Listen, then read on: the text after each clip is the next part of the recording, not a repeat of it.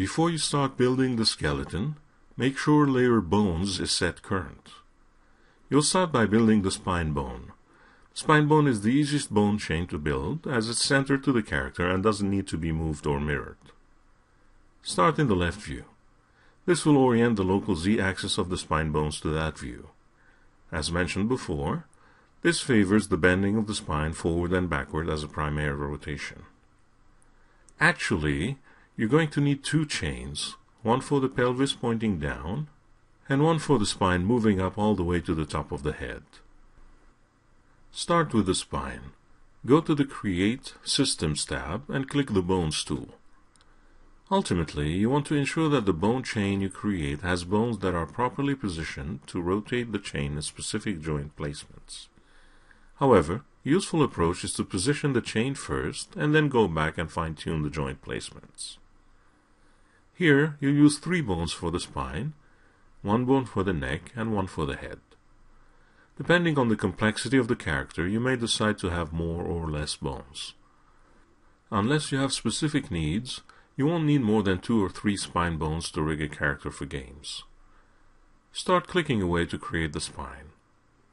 Depending on the width and height values, the size of the bones could be more or less large.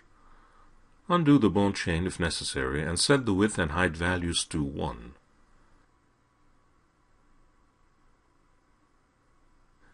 Click to create the spine, neck, and head bones roughly in place. Right-click to end the process. Bone sizes can be important when the time comes to skin the character to the skeleton. This depends on the rigger's workflow when using the skin modifier. If the rigger elects to skin the character based on skin envelopes, then bone sizes become important. If the rigger elects to use skin weights, vertex weights, then bone sizes become irrelevant. Weighting vertices is often the method of choice for professional riggers. It is the method you will learn about later in this tutorial. This is why you can afford to have what are seemingly small-sized bones for this skeleton. At this time, notice that you cannot reposition the bones in any controllable fashion.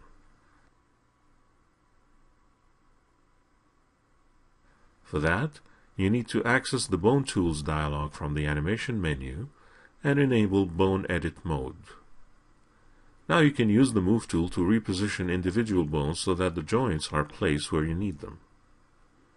Even though a real spine is further back in the body, placing it a little bit more centered actually helps when rigging a 3D character. Notice also that in this video, the first 2 spine bones are smaller than the third. That's because the third bone is located where the rib cage is, and the rib cage is rather rigid and actually deforms very little. When you're done editing the position of the joints, it is usually a good idea to reset the stretch of the bones in the chain.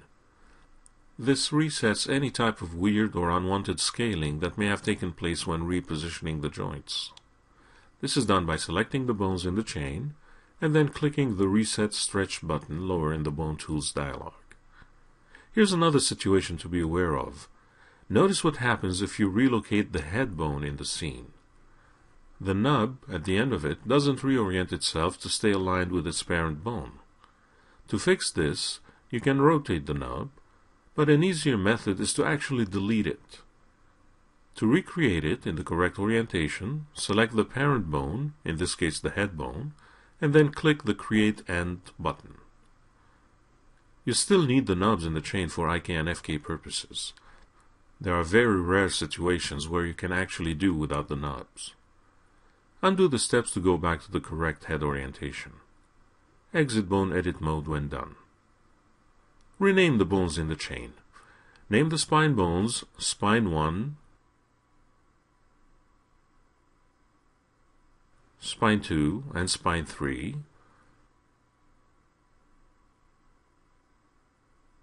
and the other 2 bones Neck and Head.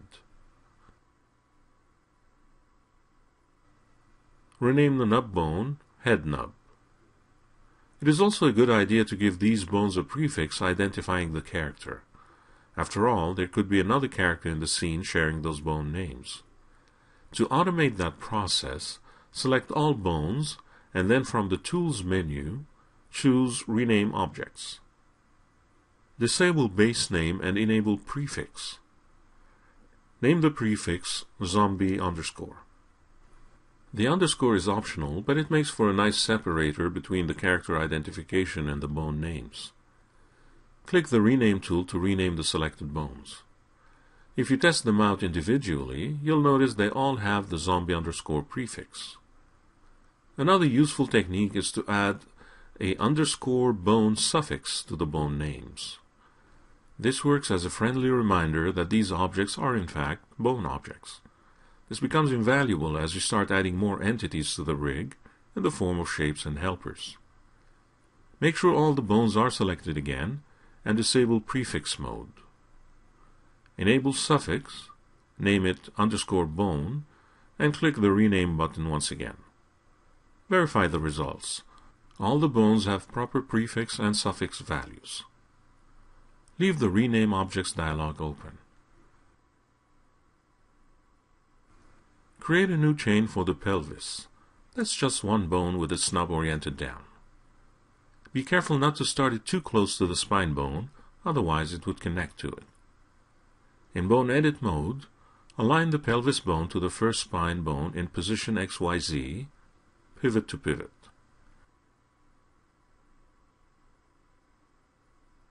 Make sure you are not reorienting the pelvis bone though.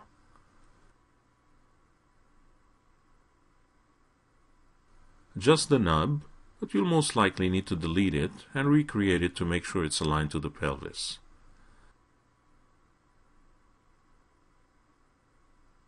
Reset the stretch on these two bones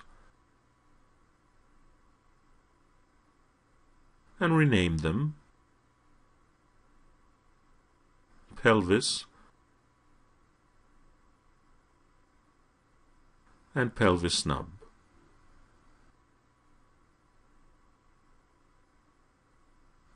Make sure the pelvis and its snub are still selected. Use the Rename Objects dialog to add both the appropriate prefix and suffix labels to the bone names. Close the Rename Objects dialog and exit Bone Edit mode when done. If you wish, you can edit the pelvis bone size to make it bigger. This will have no effect on skinning later, but it will make that bone representing the center of mass more prominent. In the next movie, you create the leg bones.